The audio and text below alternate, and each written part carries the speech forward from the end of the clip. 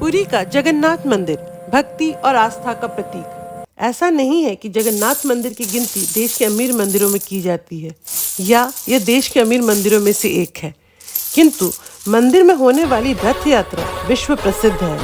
हर साल होने वाले इस रथ यात्रा में देश से ही नहीं बल्कि विदेशों से भी लोग आते हैं और आंकड़े तो यह भी बताते हैं कि करीब करीब 10 लाख की भीड़ सिर्फ उस दिन एकत्रित होती है।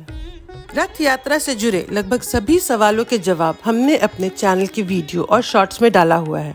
अगर आपने इसे अभी तक नहीं देखा है तो डिस्क्रिप्शन में दिए लिंक पर जाकर आप देख सकते हैं। चलिए आगे बढ़ते हैं। मंदिर के रहस्य कुछ ऐसे हैं जहां साइंस की सोच भी नहीं पहुंच पाती।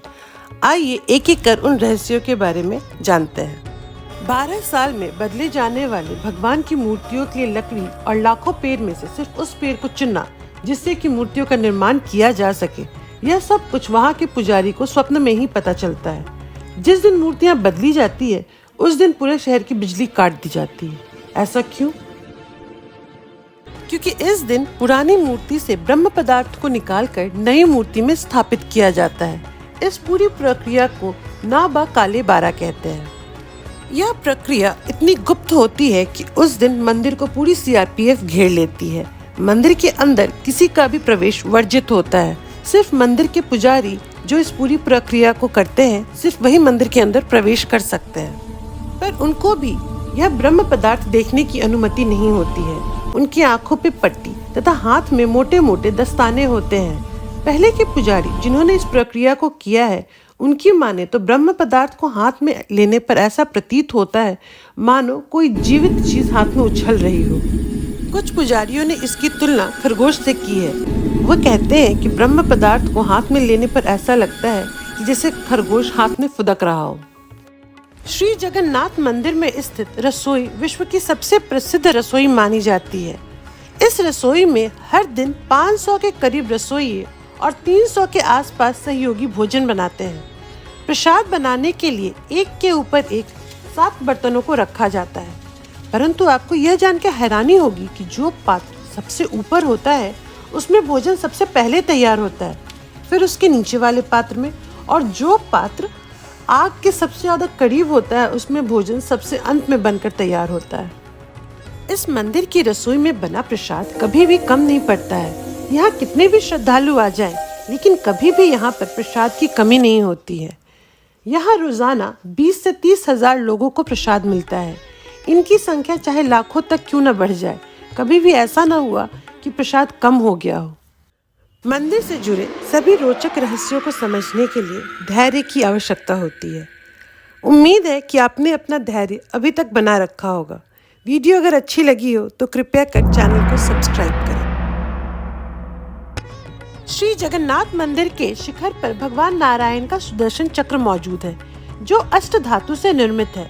इस चक्र को नील चक्र भी कहा जाता है और इसका निर्माण कुछ इस तरीके से किया गया है कि इसको पुरी के किसी भी कोने से देखें तो ऐसा प्रतीत होगा मानो चक्र का मुंह आपकी ही तरफ है। श्री जगन्नाथ मंदिर के शिखर पर स्थित ध्वज से संबंधित 2 रहस्य हैं। पहला तो ध्वज हमेशा हवा के विपरीत दिशा में लहराता है। दूसरा, ध्वज प्रतिदिन मंदिर के पुजारी के द्वारा उल्टा चढ़कर बदला जाना चाहिए। यदि किसी कारणवश ध्वज नहीं बदला गया तो ऐसी मान्यता है कि मंदिर को अगले 18 वर्षों तक बंद कर दिया जाएगा। समुद्र तटीय क्षेत्रों में जहां हवा लहरों की दिशा में चलती है, यानी हवा समुद्र से जमीन की ओर चलती है, वही विज्ञान के नियम के अनुसार ऐसा होना भी चाहिए। परंतु उड़ीसा के पुरी में हवा जमीन से समुद्र की ओर चलती है। हमने अक्सर देखा है कि मंदिर के शीर्ष पर पक्षियों का झुंड बैठा होता है, परंतु यह बात श्री जगन्नाथ मंदिर पर लागू नहीं होती। मंदिर के शिखर पर कभी भी किसी भी पक्षी को नहीं देखा गया। मंदिर से जुड़ा एक तथ्य और यह भी है कि मंदिर जहां 214 फीट ऊंचा है और 4 लाख वर्ग किलोमीटर में फैला हुआ है, सबसे आश्चर्यजनक बात यह है कि दिन के किसी भी प्रहर पर मंदिर की छाया नहीं बनती। श्री जगन्नाथ मंदिर समुद्र तट से काफी नजदीक है, परंतु जब आप सिंह द्वार से मंदिर के अंदर प्रवेश करते हैं तो लहरों की आवाज अचानक ही गायब हो जाती है। वहीं जब आप इसी द्वार से बाहर की ओर आते हैं तो आपको समुद्र की आवाज फिर से सुनाई देने लगती है ना ये बड़े आश्चर्य की बात। श्री जगन्नाथ मंदिर केवल वास्तुकला का अद्भुत नमूना ही नहीं बल्कि भक्त और भगवान के प्रेम का जीवंत प्रतीक है। इसकी कथा भक्ति, समर्पण और चमत्कारों से भरी हुई है।